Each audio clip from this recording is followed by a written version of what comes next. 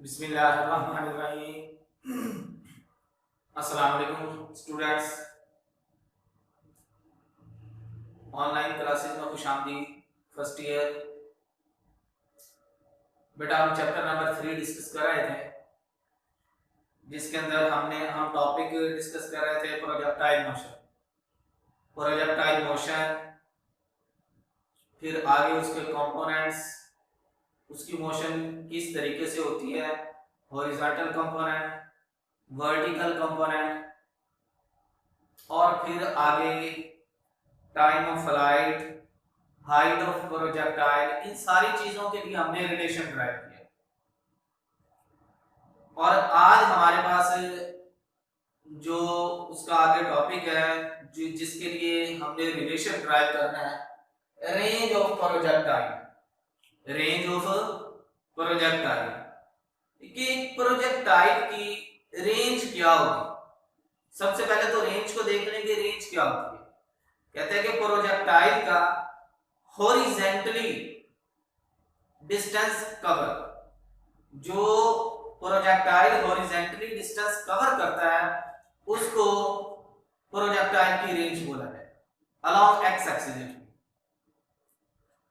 हमने previous lecture के अंदर डिस्कस किया था जो वर्टिकली होगा वो उसकी हाइट होगी, और आज हम डिस्कस कर रहे हैं उसका हॉरिजॉन्टल कंपोनेंट, और हॉरिजॉन्टली जो होगा वो हमारे पास रेंज होगी। तो इसकी डेफिनेशन देख लें, the distance which a projectile covers in the horizontal direction। horizontal direction के अंदर जो डिस्टेंस कवर किया जाएगा वो हमारे पास उस प्रोजेक्टाइल की क्या होगी, हमारे पास रेंज होगी। वो डिस्टेंस उसकी रेंज कहलाएगी। तो इसकी फिर उसी तरीके से ये हमारे पास ये दो एक्सिस हैं, x axis and y axis. ये हमारे पास प्रोजेक्टाइल का पॉइंट ऑफ प्रोजेक्शन है, पॉइंट ऑफ प्रोजेक्शन है। और यहां पे आके इस पॉइंट पे आके प्रोजेक्टाइल क्या करता है, ग्राउंड को हिट करता है। ये हिटिंग पॉइंट है, पॉइंट ऑफ लैंडिंग है। यहां से इसको इनिशियल वेलोसिटी vi दी गई है, और पॉइंट ऑफ प्रोजेक्शन और पॉइंट ऑफ लैंडिंग दोनों के दरमियान जो डिस्टेंस है हमारे पास, वो distance range of the projectile का है। वो क्या कहलाएगा हमारे पास, रेंज ऑफ द प्रोजेक्टाइल। ठीक है, सपोज दैट ये हमारे पास ये जो प्रोजेक्टाइल है ये थीटा एंगल बना रहा है विद द हॉरिजॉन्टल। इसी प्रोजेक्टाइल की रेंज के लिए हमने आज रिलेशन ड्राइव करना है। As we know that s is equal to v cross t। Distance का फार्मूला हम ये जानते हैं। तो s is equal to, ये जो डिस्टेंस उसने कवर किया है इसको इक्वेशन नंबर 1 का नाम दे दें। s is equal to r range of the projectile, v velocity, v is equal to initial velocity vix, x उसका हॉरिजॉन्टल कंपोनेंट क्योंकि हमने हॉरिजॉन्टल डिस्टेंस निकालना है। और vi क्यों लिया हमने, हम vf भी तो ले सकते थे।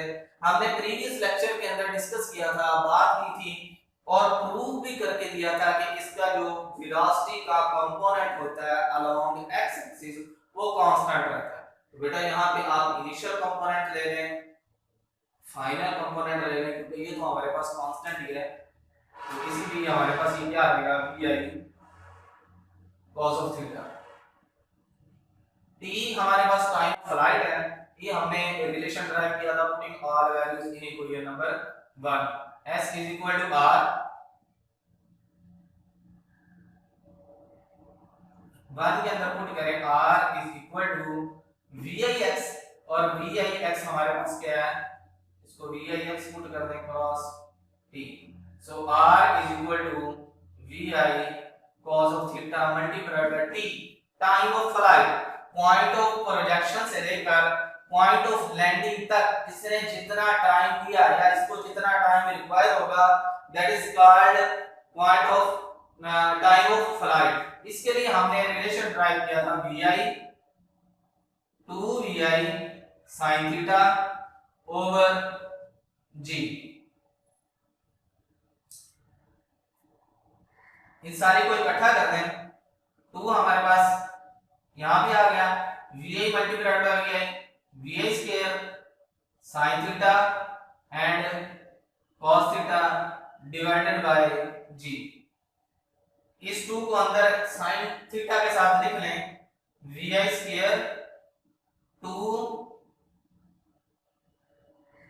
sin theta cos theta divided by g। Trigonometric function के अंदर हमारे पास एक आइडेंटिटी होती है sin 2 theta is equal to 2 sin theta cos theta. So इस 2 sin थीटा cos थीटा को मैं राइट कर सकता हूं 2 sin 2 theta. So r is equal to vi square sin 2 theta over g।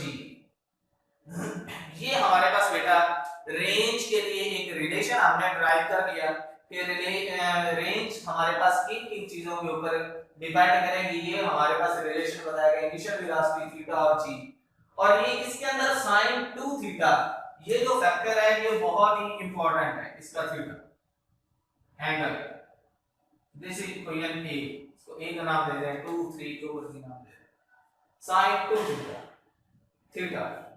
अब देखें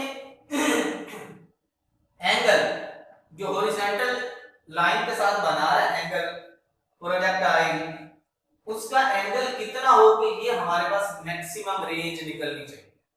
ये हमारे पास रेंज की वैल्यू क्या आनी चाहिए, मैक्सिमम आनी चाहिए।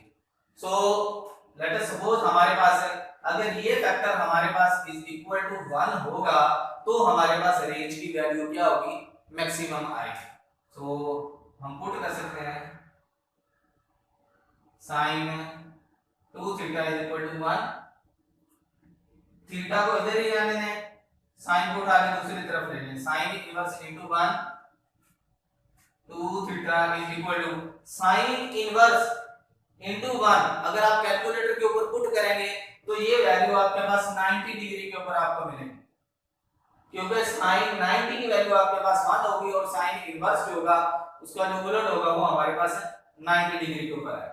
2 को दोनों साइडों में डिवाइड कर दें, theta is equal to 45 degree.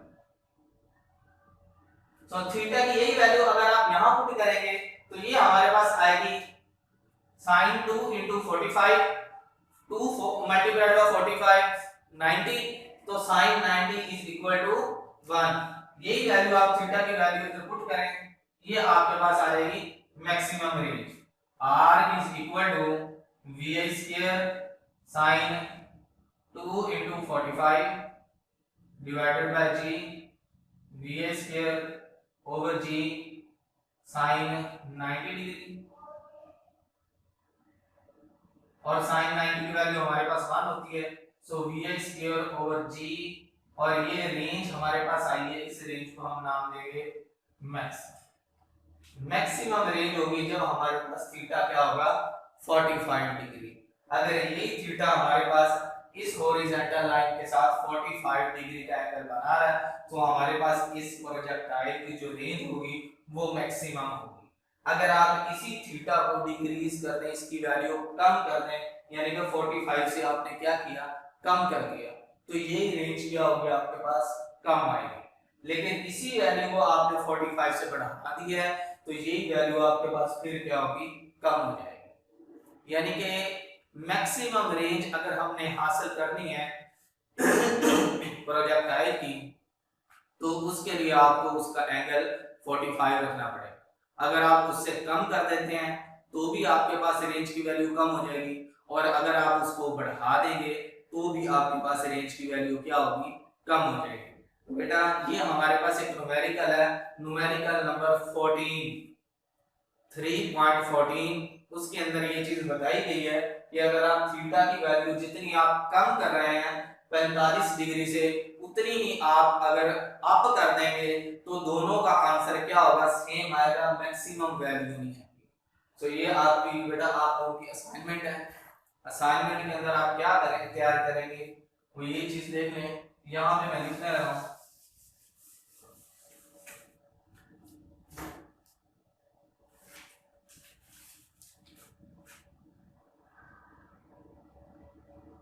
Assignment. Short question आपने तैयार करने हैं 3.12 एंड 3.13। दो शॉर्ट क्वेश्चन आपने जो कि इसी टॉपिक प्रोजेक्टाइल मोशन के हवाले से हैं, जिसके अंदर वो कहता है कि रिलेशन ड्राइव करके दें टाइम ऑफ फ्लाइट के लिए और रेंज के लिए, और बताएं कि रेंज हमारे पास कहां पे मैक्सिमम होती है, उसके लिए ये आपको प्रोसीजर करना है। ठीक है, तो आगे आपके पास इसी तरीके से 13 क्वेश्चन है। वो कहता है कि प्रोजेक्टाइल की जो मोशन होती है वो हमारे पास कहां पे मैक्सिमम होती है, कहां पे मिनिमम होती है, वो भी हम प्रीवियस लेक्चर के अंदर अच्छे तरीके से डिस्कस कर चुके हैं। और जो हमारे पास प्रॉब्लम है वो आप असाइनमेंट में जो राइट करके देंगे 3.10 plus 3.13 and plus 3.14। Short question आपने असाइनमेंट में राइट करने हैं 12वां और 13वां दो, और न्यूमेरिकल 10वां 13वां और 14वां। बेटा आज के लिए इतना ही। अल्लाह हाफिज।